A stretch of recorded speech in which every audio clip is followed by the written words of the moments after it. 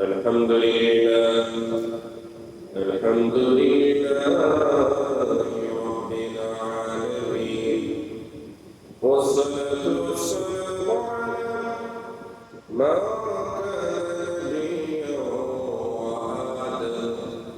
وآدم بين الماء والدين فقد قال الله تعالى في شان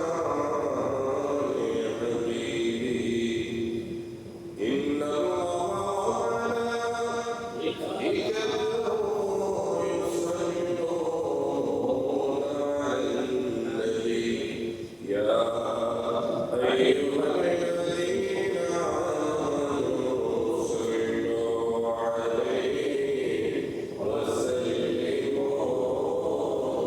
تسليما اللهم صل على سيدنا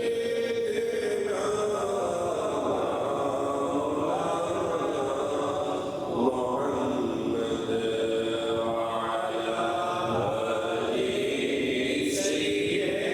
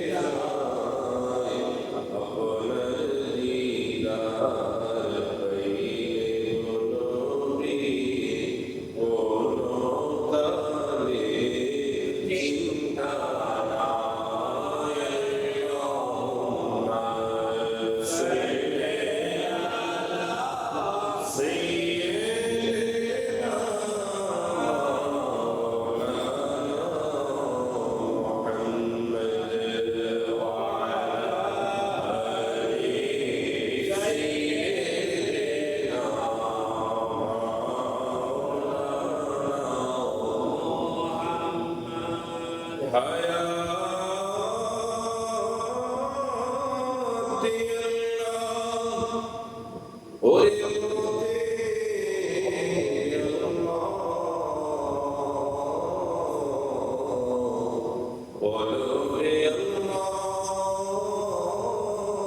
اللهم صل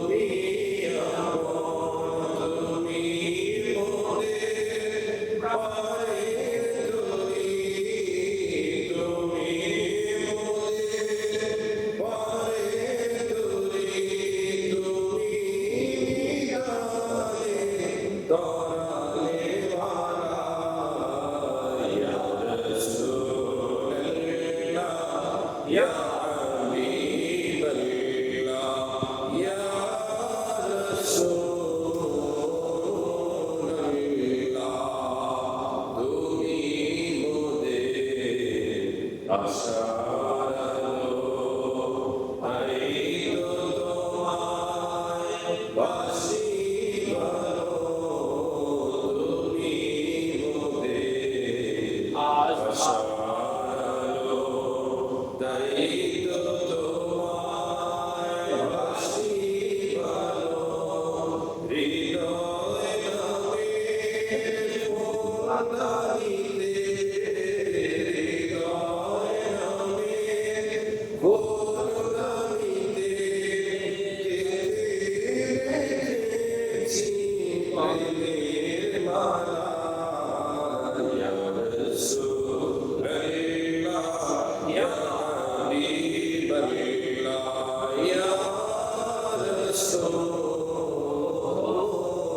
হাবিবাল্লাহ ইয়া রাসূলুল্লাহ ইয়া রাসূলুল্লাহ ইয়া হাবিবাল্লাহ ইয়া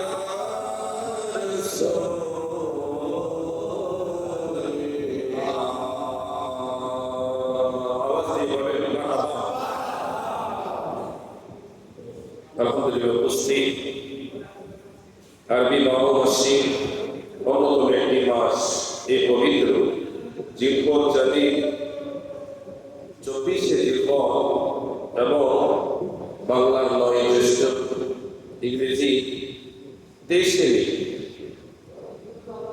আজকের এই পবিত্র জুমার নামাজে যে আল্লাহ তাআলা আমাদেরকে নির্বাচন করলেন কবুল করলেন মসজিদে আসার পরে মসজিদের আলো মঞ্চের সামনের কাতারগুলো ফিল আপ করা যারা আমরা সামনের কাতারে আসলাম এবং আমরা যারা ভিতরে প্রবেশ করলাম আল্লাহ তাআলা যে আমাদেরকে কবুল করেছে সামনের কাতারগুলো ফিল আপ করার তৌফিক দিয়েছে আসলে আমরা ওই মহান রব্বুল আলামিনের আলিশান সুবহান দরবারে হৃদয় নিরান ও আবেগ অনুভূতি উজাড়ে সমবেত ভাবে সমবেত কণ্ঠে আমরা শুকরিয়া জ্ঞাপন করছি যে আল্লাহ তাআলা আমাদেরকে আজকের এই পবিত্র জুমার নামাজে কবুল করেছেন সুবহানাল্লাহ। আসলে আমরা আলোচনার প্রারম্ভে মহান রব্বুল আলামিনের আলিশান সুবহান দরবারে শুকরিয়া একবার করি আলহামদুলিল্লাহ। তার সাথে সাথে লক্ষ কোটি কোটি দরুদ সালাম লাজানা ওয়া নবী কদমি যেই নবীজি আমাদেরকে তথা দুনিয়ার সকল বাবা মাদেরকে সন্তানের অধিকার সন্তানের ভবিষ্যতের জন্য কি করণীয় কি বর্জনীয় সেই বিষয়গুলো নিয়ে আমাদেরকে সুন্দরভাবে দিক নির্দেশনা দিয়েছে। তাই আমরা আলোচনার প্রারম্ভে ছোট্ট করে দরুদ ও সালামে লাজানা পেশ করি শুকরি করি সাল্লাল্লাহু আলাইহি ওয়াসাল্লাম। সম্মানিত উপস্থিতি, আজকে আমাদের আলোচনার বিষয়বস্তু হচ্ছে সন্তানের অধিকার, সন্তানের প্রতি একজন মা বাবার কর্তব্য এবং শেষের দিকে আমরা যেহেতু আমাদের সামনে আর 2টি জমা থাকবে, আমাদের অতীত নিকটে মুসলমানদের 2টি ধর্মীয় উৎসবের মধ্যে একটি উৎসব চলে গেছে, আরেকটি উৎসব আমাদের সামনে আসতেছে, সেটা হচ্ছে জিলহজের 10 তারিখ পবিত্র ঈদুল আযহা। তো ঈদুল আযহা এটার জন্য একটি আনন্দের একটি সময় হচ্ছে কুরবানি পশু ক্রয় করা এবং আল্লাহ তার রাসূলের সন্তুষ্টির জন্য কুরবানির পশু আল্লাহ রাস্তায় জবাই করা। কথা বলে ঠিক আছে, সেই বিষয়গুলো নিয়ে যে আলোচনা আছে আমরা ইনশাআল্লাহ ধারাবাহিকভাবে আমরা প্রত্যেক জুমাতে ইনশাআল্লাহ আল্লাহ করব। আল্লাহ পাক যেন কবুলের মধ্যে প্রবেশ করে বলা আমিন। সন্তানের দায়িত্ব একজন মা বাবা, আমরা সবসময় বাবা মার দায়িত্ব কর্তব্য নিয়ে আলোচনা করি, কিন্তু আরে বাবা মার দায়িত্ব কর্তব্য তারাই করবে যে সন্তানগুলো হবে সুসন্তান। কথা বলে ঠিক আছে, আপনি যখন সন্তানকে ভালোভাবে মানুষ করবেন, আল্লাহ তাআলা রাসূলের নির্দেশগুলো যখন তাকে বোঝাবে শিখাবে, তাকে মানুষের মতো মানুষ করার জন্য সর্বোত্তম চেষ্টা করবেন সুসন্তান হিসেবে গড়ে তোলার জন্য। ওই সন্তানই তো বড় হয়ে আপনি মা বাবার দায়িত্ব কর্তব্যগুলো পালন করবেন। ঠিক আছে, মা বাবার দায়িত্ব কর্তব্য যদি আমরা আমাদের সন্তানদের থেকে যদি আমাদের হক আমরা পেতে চাই, তাহলে সন্তানদেরকে আগে তাদের হক বুঝিয়ে দিয়ে তাদেরকে মানুষ করতে হবে। যদি আপনি তাদেরকে মানুষ করেন, তাহলে আপনি তাদের কাছ থেকে আপনার হক আপনি বুঝতে পারবেন। কেমন? আপনি যখন খেতে ফসল ফলাবেন, ফসল ফলানোর আগে জমিটাকে পরিচর্যার দরকার আছে কি নাই? জমি পরিচর্যা করার পরে তারপরে আপনি কি করবেন? আপনি ফসল ফলানোর জন্য মাটিটাকে যেভাবে নরম করলে, যে পরিবেশ করলে আপনি ফসলটা দ্রুত হবে, ফসলের জন্য আপনি বীজ বপন করবেন, এটার মধ্যে আরো পরিচর্যা আছে না? কিছু অতিরিক্ত ঘাস, অতিরিক্ত কিছু যদি উদ্ভিদ জন্মায়, সেগুলোকে আপনি পরিষ্কার পরিচ্ছন্ন যে কোনো ভাবে আপনি করবেন, তারপরে একটা ভালো ফসলের আপনি আশা করতে পারেন। কথা বলে ঠিক কিনা? ঠিক তদ্রুপ সন্তান পৃথিবীতে আগমনের পর থেকে মা বাবারও একটা পরিচর্যার প্রয়োজন হয়, যেই পরিচর্যার মাধ্যমে একটা সন্তান দিন শেষে একটা ভালো সন্তান আপনার হয়ে যায়, এবং ওই ভালো সন্তান আপনি যখন বার্ধক্যজনিত অবস্থায় যাবে, ওই ভালো সন্তানই আপনাকে, আপনি যেভাবে পরিচর্যা করে তাকে বড় করেছে, আপনার ওই সন্তান আপনাকে ঠিক তদ্রুপ একইভাবে পরিচর্যা করবে। সুবহানাল্লাহ।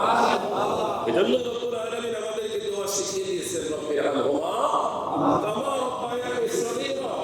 আল্লাহ, আপনি আমার মা বাবার প্রতি ওইভাবে দয়া করেন যেভাবে আমার মা বাবা শিশুকালে আমার প্রতি দয়া করেছে। সুবহানাল্লাহ।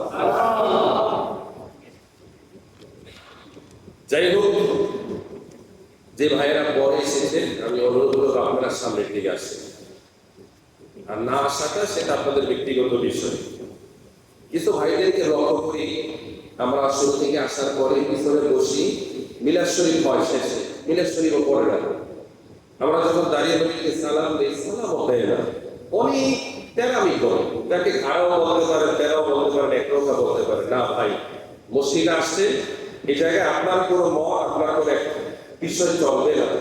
এই জায়গায় চলবে এক আল্লাহর হুকুম। সুবহানাল্লাহ। যদি মসজিদের ভিতরে কারো দিক নির্দেশনা পালন করতে হয়, এটা যিনি খতিব সাহেব আছেন তিনি জানেন যে আপনার মসজিদের ভিতরে কিভাবে আপনি আপনার এই সময়টাকে পার করবেন। প্রতিটা মুহূর্ত ওই ইমাম সাহেব, খতিব সাহেবদের আলোচনাগুলো শুনবেন এবং কাছে থাকার জন্য চেষ্টা করবেন। যতটুকু থাকলে আপনি তার কাছ থেকে আলোচনাগুলো সুন্দরভাবে শিখতে পারেন। আমরা চাই কি চাই না? তার বিষয় খেয়াল রাখবেন, ইসলাম আমাদেরকে আদব শিক্ষা দেয়। কি শিক্ষা দেয়? আদবে আউলিয়া, বেয়াদবে দেউলিয়া, অথবা শয়তান। আল্লাহ পাক যেন কবুল করে, সবাই বলেন আমিন।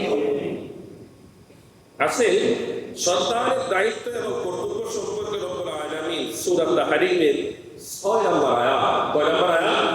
6 নম্বর আয়াতের মধ্যে আপনার আল্লাহ তাআলা কি সুন্দর আলোচনা করেছেন।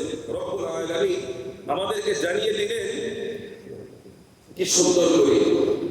আল্লাহ তাআলা বললেন, ইয়া আইয়ুহাল্লাযীনা আমানু আনফুসাকুম ওয়া আহলিকুম নার।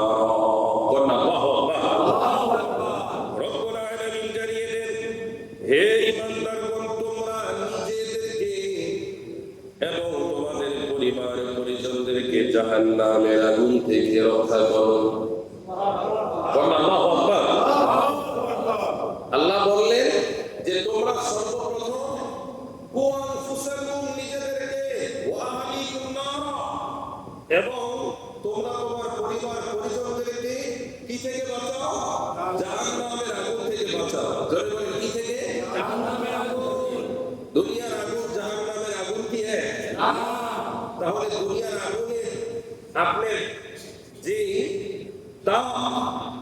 এটার আপনার পাওয়া, আপনি দেখেন দুনিয়ার সকল ভারী দ্রব্যগুলো, বস্তুগুলো, লোহাগুলো, তামাগুলো সব গলে পানির মতো হয়ে যায়। কথাটা ঠিক না? দুনিয়ার আগুনের পাওয়া যদি এমন হয় যে আগুনকে জাহান্নামের আগুনের 70 ভাগে এক ভাগ করা হয়েছে, আল্লাহু আকবার, ওই 70 ভাগের পাওয়ার কত, যেটা একদিন জাহান্নাম নেই। ইনশাআল্লাহ আমরা কুরবানির পরে জান্নাত জাহান্নাম নিয়ে ধারাবাহিক আলোচনা করলে আপনারা বুঝতে পারবেন পাগল হয়ে যাবে। সারা পৃথিবীর মধ্যে শ্রেষ্ঠ একজন বক্সার ছিলেন, সর্বকালের সেরা অন্যতম, সেটা হচ্ছে বক্সার আলী। নাম শুনলেন আপনারা? তো সেই বিষয়ে আমরা ইনশাআল্লাহ মানুষ যখন আসবে তখন আমরা এই মেসেজটা ইনশাআল্লাহ আপনাদের সামনে পেশ করবো, তাহলে সবাই আপনারা বুঝতে পারবেন। আল্লাহ কবুল করে সবাই করেন আমিন। তো সূরা তাহরিমের 6 নম্বর আয়াতে রব্বুল আলামিন নিজেদেরকে এবং পরিবার পরিজনদেরকে জাহান্নামের আগুন থেকে বাঁচানোর জন্য আল্লাহ তাআলা তাগিদ দিলেন।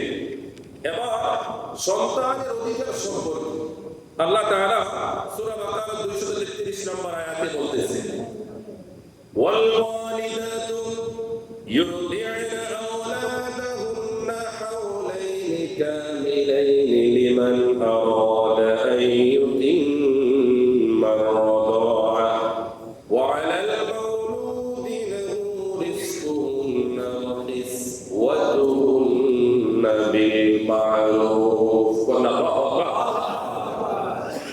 রব্বুল আলামিন আমাদেরকে জানিয়ে দিলেন, মায়েরা তোমরা তোমাদের সন্তানদেরকে পরিপূর্ণ 2 বছর দুধ পান করাতে পারবে। সুবহানাল্লাহ। একটা সন্তানকে মায়ের দায়িত্ব হচ্ছে পূর্ণ 2 বছর বুকের দুধ পালন করা।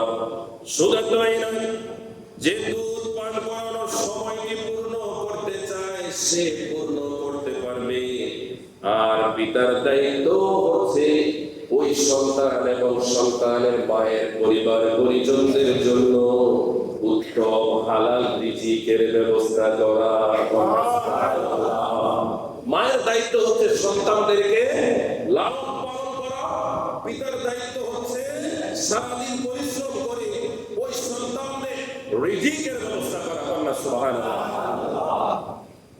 দেখেন ইসলাম কত সুন্দর। রব্বুল আলামিন সূরা বাকারা 233 নম্বর আয়াতের মধ্যে রব্বুল আলামিন আগে মেসেজ দিয়ে দিলেন যে প্রতিটি মা দুনিয়ার জমিনের মধ্যে তার সন্তানদেরকে পূর্ণ 2 বছর দুধ পান করাবে। এখন তো সময়টা এমন হয়ে যায়, বলতে লজ্জা করে, সন্তান দুধ পালন করলে অনেক মায়েদের স্তন বড় হয়ে যায়। এই কারণে তারা তাদের স্বামীকে স্যাটিসফাই করতে পারে না, বিদায় অনেক সময় ডাক্তারের পরামর্শ নিয়ে তারা সন্তানদেরকে দুধ পান করা থেকে বিরত রাখতে চায়। এরকম আছে কিনা? দুনিয়ার জমিনের মধ্যে একটি সন্তান পৃথিবীর জমিনে আগমনের পরে মায়ের দুধের চাইতে পুষ্টিকর আর কোন খাবার, কোন বিজ্ঞান মানুষ সন্তানের জন্য তৈরি করতে পারে না। কন্যা সুবহানাল্লাহ। এই বিষয়ে নিয়ে আলোচনা করলে অনেক সময়ের বিষয়ে তো সময় আমাদের হাতে নাই। এই জন্য মায়েরা যারা শুনতেছি, আপনার সন্তানদেরকে বুকের দুধ খাওয়ানোর জন্য যা করা দরকার সবটুকু চেষ্টা করবেন। ওই বুকের দুধের মধ্যে সন্তানদের জন্য আমার আল্লাহর পক্ষ থেকে হাজারো বরকত আছে কিনা? যে মায়েরা কষ্ট করে সন্তানদেরকে জমিনে আনলেন এবং 2 বছর দুধ পান করালেন, দুনিয়ার জমিনে ওই মায়েদের কে যেন আল্লাহ তাআলা জান্নাতুল ফেরদাউসের জনকামে পৌঁছে দেয়। তবে বর্তমানে সিজারের জমানা, সিজারের অনেক বাচ্চা যারা পরিপূর্ণ হওয়ার আগে 8 মাস, 8.5 মাস, 9 মাসের আগে জমিনে এসে বলেন, অনেক সময় সিজারের ম্যাক্সিমাম বাচ্চাগুলো মায়ের বুকের দুধ তারা পান করতে পারে না। সেই বিষয়টা বলে ভিন্ন, সেটার মধ্যে আর কোনো ফতোয়া নাই। যারা পারে না তাদের হিসাবটা কি আলাদা, কিন্তু যারা পারার পরেও দেয় না, ওই মা বাচ্চার হক নষ্ট করলেন, নষ্ট করার কারণে আল্লাহ দরবারে জবাবদিহিতা আছে কি না? এবার আসেন আল্লাহর নবীর প্রিয় সাহাবী হযরত রাফি রাদিয়াল্লাহু তাআলা আনহু, তিনি বর্ণনা করতেছেন যে আমি প্রিয় নবী সাল্লাল্লাহু তাআলা আলাইহি ওয়াসাল্লামকে দেখেছি। হযরত ফাতেমা রাদিয়াল্লাহু তাআলা আনহা যখন হাসান ইবনে আলীকে প্রসব করলেন, তখন তার কানে নামাজের আযানের ন্যায় আযান দিয়েছেন। কন্যা সুবহানাল্লাহ। হযরত ফাতেমা রাদিয়াল্লাহু তাআলা আনহা ইমাম হাসান ইবনে আলী সুবহানাল্লাহ। হযরত হাসান রাদিয়াল্লাহু তাআলা আনহু জমিনে আগমনের পরে নবীজি তাকে কোলে নিলেন, চুমু খেলেন, তার কানে কেবলামুখী হয়ে আমার নূরের নবীজি আযান দিলেন। এটা হচ্ছে একজন বাবা, একজন দাদা কিংবা নানা যারা দায়িত্বশীল আছে, এটা তাদের উপরে আমার নবীজি সুন্নাত করে দিয়েছেন যেন সে জমিনে আসার পরে তার কান দিয়ে যেন সর্বপ্রথম আল্লাহু আকবারের ধ্বনি যেন প্রবেশ করে। সুবহানাল্লাহ। আজকে বর্তমান পরিবেশ পরিস্থিতি অথবা মেডিকেল ব্যবস্থায় এমন ইচ্ছে থাকা সত্ত্বেও আযান দেওয়া যায় না। তো যাই হোক, যখনই আপনারা সন্তানকে কাছে পাবেন, হাতে পাবেন, কোলে নিবেন, তাদের দায়িত্ব হচ্ছে সর্বপ্রথম যে অবস্থায় হোক আযান দিয়ে দেওয়া। সুবহানাল্লাহ। হাফসা বিনতে আব্দুর রহমান রাদিয়াল্লাহু তাআলা আনহা তিনি বলতেছেন, হযরত আম্মা আয়েশা সিদ্দিকা রাদিয়াল্লাহু তাআলা আনহা থেকে বর্ণিত, তিনিও বর্ণনা করতেছেন যে রাসূলুল্লাহ সাল্লাল্লাহু আলাইহি ওয়াসাল্লাম তাদের দুই পুত্র সন্তানের জন্য সমবয়সী দুইটি ছাগল এবং কন্যা সন্তানের জন্য একটি ছাগল কুরবানি করেছেন। তবে কুরবানিটা হয়েছিল 7 দিনের মাথায়। সুবহানাল্লাহ। আজকে আমাদের সমাজে আকীকা নিয়ে তেমন কোনো গুরুত্ব দেওয়া হয় না। আকীকার গুরুত্ব আছে কি নাই? আছে। আকীকা কেন আপনারা দিবেন? একজন মানুষ জমিনে আসার পরে সে যে মানুষ হিসেবে এসেছে, আপনার সন্তান হোক, অনেকের বাবা মারা যায়, তাহলে তার পক্ষ থেকে কে দিবে? তার জিম্মাদারি যে নিবে সে নিবে। তার ভাই হতে পারে, চাচা হতে পারে, মামা হতে পারে, যে তাদের জিম্মাদারি নিবে সে তার 7 দিনের মাথায় সে মানুষ হিসেবে জমিয়ে এসেছে, সে হক সে আদায় করার জন্য আকীকার ব্যবস্থা করবে। সুবহানাল্লাহ। 7 দিনের মাথায় না পারলে 14 দিন, 21 দিন, তবে 7 দিনেরটাই প্রসিদ্ধ। তারপরে আপনার যখনই সামর্থ্য হবে তখনই আপনারা দিয়ে দিবেন। কারণ এটা আল্লাহ তাআলা আমাদের উপরে জুলুম করে নাই, এটাকে জমিনে মানুষ হিসেবে আল্লাহ তাকে পাঠিয়েছে। এটার হক আপনি আদায় করলেন, শুকরিয়া আদায় করলেন। সুবহানাল্লাহ। আমরা পারবো তো ইনশাআল্লাহ? কথা কয় পারবো তো? আমাদের মধ্যে অনেকেই আছে যাদের আগের মা বাবা তারা হয়তো টাকা পয়সা বিভিন্ন ব্যস্ততা অথবা বিভিন্নতার কারণে তারা হয়তো অনেকে দিতে পারে নাই। যদি এমন হয় আপনার আকীকা আপনি নিজেও দিতে পারবেন। আপনার আকীকা আপনি নিজেও দিতে পারবেন। যাদের সামর্থ্য আছে তারা দিয়ে দিবেন। যদি মনে হয় যে না আমার বাবা, আমার মা অথবা আমার দায়িত্বশীল ছিলেন তারা দিচ্ছে কিনা আমার জানা নাই, যদি না থাকে তা আপনার বলে সামর্থ্য থাকলে আপনার আকীকাটা আপনি দিয়ে দিবেন। এতে সন্তুষ্টি হবে আল্লাহ ও তার রাসূলের। সুবহানাল্লাহ। এবার আছে যেটা আমাদের সমাজে সবচাইতে বেশি বর্তমানে, আমরা বাবা যারা আছি, দায়িত্বশীল যারা আছি, আমরা আমাদের সন্তান নাই না কুদেরকে আমরা মসজিদমুখী করতে চাই না, মসজিদমুখী করতে চাই না। নামাজের কথা বললে ছোট মানুষ যাই বলে বয়স না, নূরের নবীজি বললেন তোমাদের সন্তানদের যখন 7 বছর হয়, কত বছর? সবাই বলেন কত বছর? 7 বছর যখন হয় তখন তোমরা তোমাদের সন্তানদেরকে নামাজের আদেশ দিবে। যখন তার বয়স 10 বছর হয়ে যায়, শুধু আদেশ নয়, নামাজের জন্য প্রয়োজনে প্রহার করবে। আল্লাহু আকবার। নামাজের জন্য প্রয়োজনে কি করে? প্রহার বলছেন আঘাত করবে, যে কোনো উপায় হবে, একবারে বাইরে লেগে যাওয়া, তাকে শাসন করবে, প্রহার করবে, প্রয়োজনে আঘাত করবে। যে নামাজ না পড়লে আমি বাবা হয়ে তোমাকে আদর করার কোনো ক্ষমতা আমার থাকবে না। আমার নবীজির নির্দেশ, তুমি নামাজ পড়বে, আদর থাকবে, নামাজ পড়বে না, আমার পক্ষ থেকে আর কোনো আদর নয়। এবার শাসন হবে। সন্তানকে যখন ছোটবেলা থেকে আপনি যখনই হবে ভালোবাসা শাসনের মাধ্যমে নামাজের শিক্ষা দীক্ষাগুলো দিয়ে তাকে যখন বড় করবে, ওই সন্তানের ভবিষ্যৎ নিয়ে আপনারা টেনশন করা লাগবে না। আমরা চাই কি চাই না? তবে আমাদের মধ্যে একটা ফেতনা আছে। আমরা যখন সন্তানদেরকে মসজিদে নিয়ে আসি, একটা বিষয় খেয়াল রাখবেন, বাচ্চাদের কাজই কি? একটু দুষ্টামি করবে, স্বাভাবিক তারা কোনো কাজ করবে না, অস্বাভাবিক। নামাজ পড়বেন আপনি, আপনার সামনে দিয়ে সে খেলাধুলা করবে। আপনার নামাজের ভিতরে অনেক সময় মনে হচ্ছে নামাজটা শেষ, তোর একটা আচার দিন, এরকম মনে হবে, কিন্তু না, বুঝতে হবে সে শিশু। আরে যারা জান্নাতের যুবকদের সর্দার ইমাম হাসান এবং হুসাইন, তারাও নামাজের মধ্যে খেলাধুলা করেছে। এমনকি আল্লাহ রাসূল সাল্লাল্লাহু আলাইহি ওয়াসাল্লাম যখন সিজদারত অবস্থায় তারা নবীজির কাঁধের উপরে চড়ে ঘোড়ার মতো তারা খেলাধুলা করতেছে। আমার আল্লাহর এই দৃশ্যটা পছন্দ হয়ে গেছে। আল্লাহ তাআলা বললেন, হে জিবরাইল যা, যতক্ষণ পর্যন্ত ইমাম হুসাইন নিজের ইচ্ছায় আমার নবীজির কাছ থেকে না নামবে, ততক্ষণ পর্যন্ত যেন আমার নবীজি ওই অবস্থায় থাকে। এটাই চিন্তা করে, অথচ তারা জান্নাতের যুবকদের সর্দার, মাওলা আলীর সন্তান, আমার নবীজির নাতি আম্মাজান মা ফাতেমা রাদিয়াল্লাহু তাআলা আনহার সন্তান, জান্নাতের রমণীদের সর্দার, তারাও শিশু অবস্থায় তারাও খেলা করেছেন। তাহলে আমাদের বাচ্চা আমার কোন বাচ্চা, তারা কি করবে না? করবে না? আমাদের মধ্যে অনেক মুরব্বীরা আছে যারা বাচ্চাদের মসজিদে আসা একটু দুষ্টামি করলে এমন ভাবে আঘাত করে, মারে বাপের সৈন্য গোষ্ঠী তুলিলা, এরকম মুরব্বী আছে কি নাই? না বাচ্চাদের এরকম করা যাবে না। আপনার একটু আঘাতে, একটু ধমকে একটা বাচ্চা যদি মসজিদ থেকে বের হয়ে যায়, তাহলে এটার জন্য আপনিও একসময় আফসোস করবেন। কারণ আমাদের ভবিষ্যৎ প্রজন্ম যদি মসজিদের সালাম ফিরালে অথবা পিছন থেকে তাদের যদি আওয়াজ না শোনা যায়, ওই এলাকার ভবিষ্যৎ প্রজন্মে এটা অনেক বড় অন্ধকার, এটা অনেক বড় ক্ষতি। কথা বলে ঠিক না? আজকে যারা পিছনে দুষ্টামি করে, আমরা না থাকলে একদিন তারাই কথা বলে, একদিন তারাই কি আমাদের দেশে তো কত রকমের প্রতিযোগিতা, অশ্লীল প্রতিযোগিতা, দুনিয়ার বিনোদনের প্রতিযোগিতা।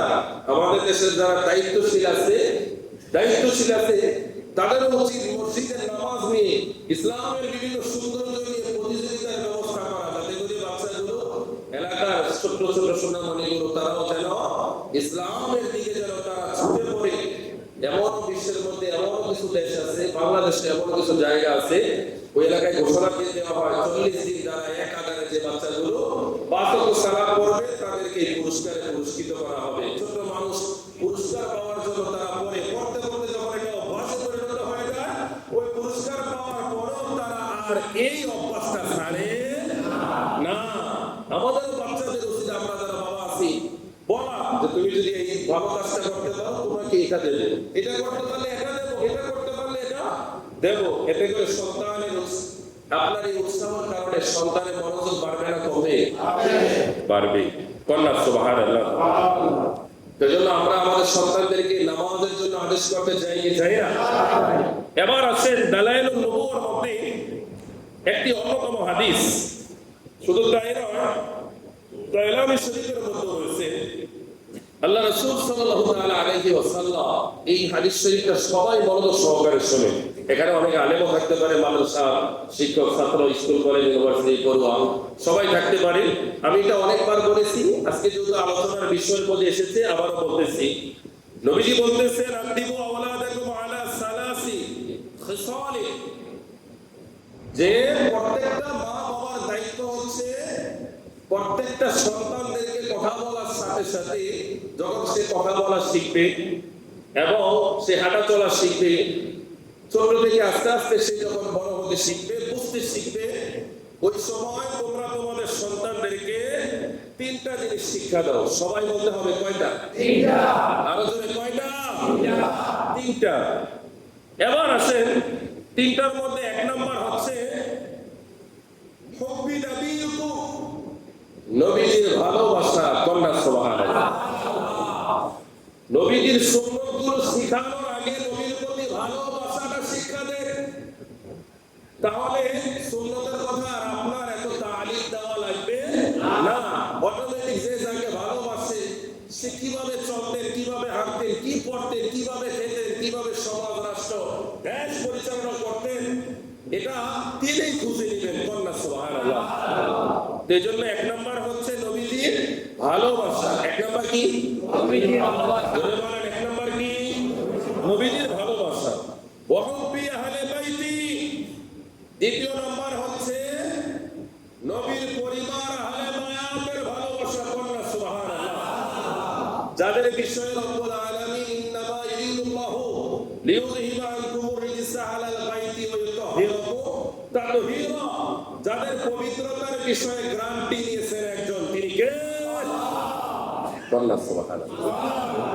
যে আল্লাহ তাআলা আহলে বায়াতের পবিত্রতার ঘোষণা দিয়েছেন, নবীজি 63 বছরের গোটা জিন্দেগির বিনিময়ে আমাদের কাছে কিছুই চায় না। লা আসালুকু আলাইহি আজরান ইল্লা আল মাওয়াদ্দাতা ফি কুরবা, শুধু নবীর পরিবার আহলে বায়াতের ভালোবাসা ছাড়া। আল্লাহ সুবহানাল্লাহ। তো সেই নবীজির ভালোবাসার পরে নবীর পরিবারের ভালোবাসা, তারপর হচ্ছে ওয়া আলা কিরাআতিল কুরআন, তারপরে তোমরা তোমাদের সন্তানের হাতে কোরআন তুলে দাও, তারা কোরআন পড়বে। ওই দুইটা নিয়ে যারা কোরআন পড়বে, ওই কোরআন পড়নেওয়ালা নবীর আশিক হবে, নবীজির সচ্চা একজন গোলাম হয়ে যাবে। কন্যা সুবহানাল্লাহ। যার গোটা জীবনটা নবীজির প্রেমে সে রাঙিয়ে দিবে। কিভাবে নবীজির জীবনে কিভাবে কি সময়গুলো কাটিয়েছে সে তালাশ করে করে ওইভাবে নিজেকে তৈরি করবে। কন্যা সুবহানাল্লাহ। তো আবারও বলতেছি, তিনটা জিনিস। কয়টা জিনিস? তিনটা।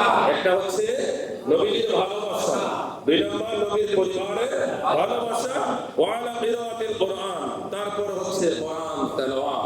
ওই দুইটা বিষয় শিক্ষা দিয়ে সন্তানকে কোরআন তুলে দেন। এই সন্তান কোনদিন নবীর দুশমন হবে না, পরিবারের দুশমন হবে না, আউলিয়া কেরামের দুশমন হবে না। সে গোটা কোরআন খুঁজে খুঁজে নবীজিকে নিজের সমপর্যায়ে আনবে না, মাটির বানানোর জন্য চেষ্টা করবে না, দুরূদ সালাম নিয়ে ব্যঙ্গ করার চেষ্টা করবে না, মা বাবাকে তিরস্কার করার চেষ্টা করবে না, আউলিয়া কেরামদের সামনে বেয়াদবি করার চেষ্টা করবে না। কথা বলে ঠিক কিনা? আমরা চাই কি চাই না? আল্লাহ পাক যেন কবুল আর মঞ্জুর করে, সকলে বলেন আমিন। এবং বাচ্চাদেরকে আদর করবে। কি করবে? সবাই বলেন কি করবে? আম্মা জান আয়েশা সিদ্দিকা রাদিয়াল্লাহু তাআলা আনহা তিনি বলতেছেন, যা নবিয়্যু ইলা নবী সাল্লাল্লাহু তাআলা আলাইহি ওয়াসাল্লাম, একজন লোক এসে বলতেছে, ইয়া রাসূলুল্লাহ, ইয়া হাবিবাল্লাহ, ও মায়ার নবী, দয়াল নবী, আপনি কি বাচ্চাদেরকে আদর করেন, চুমু দেন? সে বলতেছে, নবীজি বললেন, হ্যাঁ অবশ্যই আমি বাচ্চাদেরকে আদর করি, চুমু দিই। লোকটা বলতেছে, না আমি আদরও করি না, চুমু দেই না।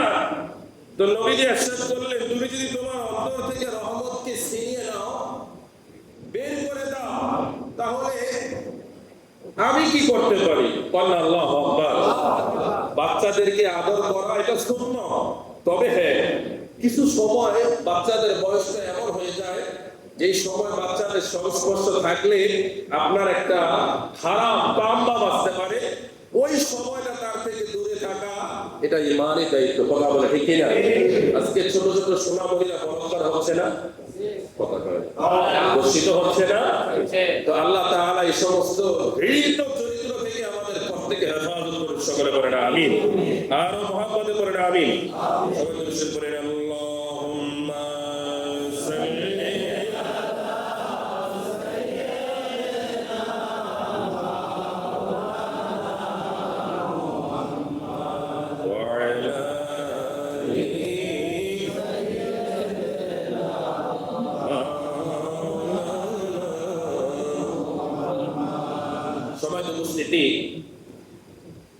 গুরুত্বপূর্ণ একটি কথা নূরের নবীজি মায়ার নবী বলতেছেন, আবু দাউদ শরীফের মধ্যে আছে, ইয়াদিলু বাইনা আওলাদিকুম।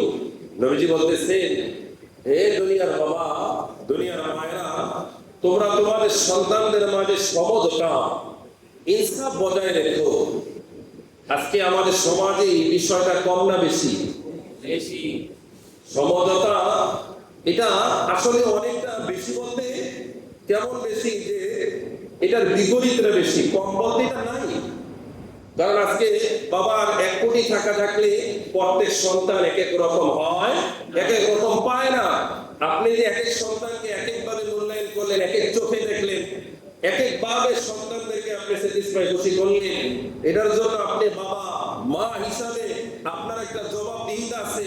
সন্তানদেরকে আমি বারবার বলি, একটি সন্তান, ছেলেদেরকে আমরা যেভাবে মূল্যায়ন করি, আমাদের দেশের নারী বাবীরা তারা আজকে কেন কিছু কিছু বিষয় নিয়ে তারা প্রশ্ন তোলে, এটার জন্য আমাদের কিছু একটা দায় আছে। কারণ আমরা যদি আমাদের সম্পূর্ণটা যদি আমরা আমাদের দায়িত্বগুলো পালন করতাম, ওই নাস্তিকগুলো প্রশ্ন করার কোনো সুযোগ পেত না। আজকে সন্তানদেরকে যেভাবে সম্পদরা বুঝিয়ে দেওয়া হয়, মেয়েদের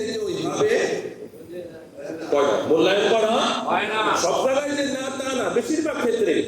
এবং বাবা মরে গেছে, ঠিক মতো বুঝিয়ে দিতে পারে নাই, তার আগেই তার টিকে এসে গেছে, চলে গেছে, এখন দায়িত্ব ভাইদের।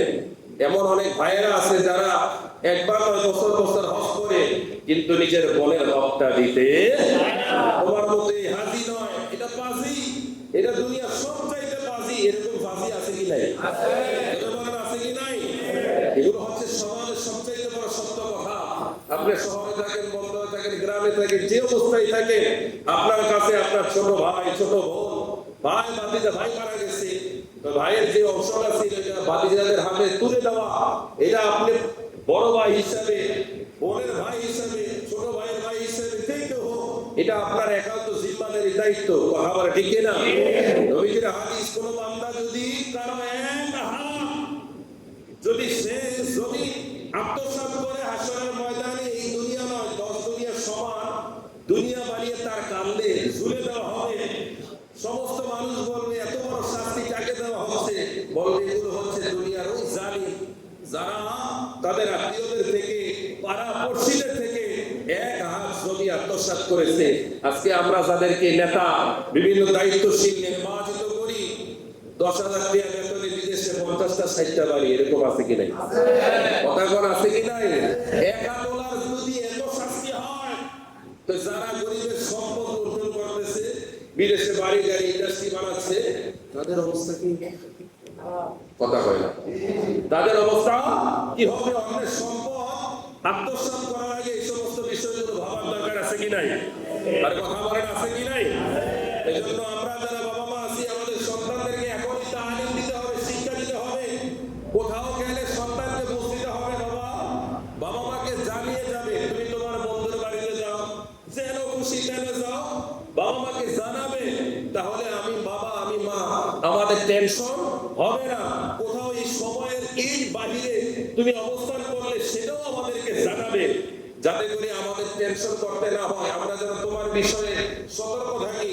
অনেক মা বাবা সন্তানের বিষয়ে অনেক উদাসীন থাকে। এই উদাসীনতার কারণে সন্তান দিন দিন খারাপের দিকে চলে যায়। যেমন বর্তমানে সবচাইতে যেই মেন ফেতনা, একটা কিছু হলেই বাবা মা সন্তানকে শাসন করলো, সন্তান গিয়ে গলায় ফাঁস দিয়ে দিল, উপরের থেকে লাভ দিয়ে মৃত্যুবরণ করলো, এরকম ফিলিয়ার আছে কিনা? মা বাবার কথা সন্তান আত্মহত্যা করে ফেলে। জমানাটা কোন পর্যায়ে চলে গেছে? বর্তমানে আত্মহত্যা কম না বেশি? ছেলেরাও করতেছে, মেয়েরাও করতেছে। আগে শুধু মেয়েরা করে, বিষয়টা এমন নয়, ছেলেরাও করতেছে। এই আত্মহত্যার বিষয়গুলো আমাদের সন্তানদেরকে চিহ্নিত করতে হবে। যুদ্ধের ময়দানে এক সাহাবী, তার দেহে অনেক জায়গায় ছিন্ন বিচ্ছিন্ন হয়ে গেছে, হাত ঝুলে গেছে। সে এত ভাবে মানুষদেরকে, কাফেরদেরকে কচু কাটা করে জাহান্নামে পাঠাচ্ছে।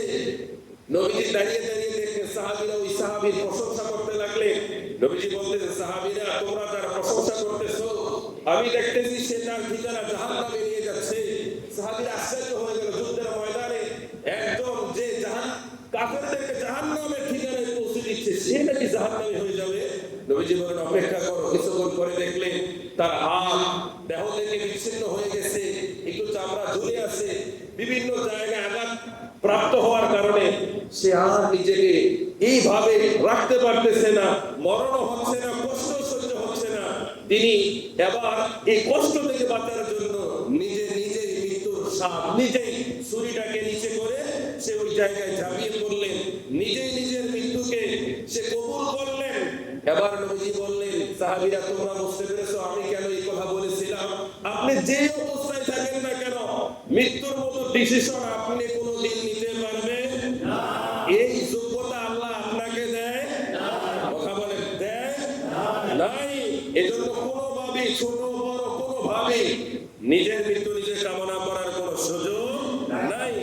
আর আমাদের দেশের বর্তমান যুবক সমাজ সোশ্যাল মিডিয়াতে এমন ভাবে একটি, বিভিন্ন বন্ধু বান্ধবের আড্ডায় নেশায় এমন ভাবে অ্যাক্টিভ হয়ে গেছে।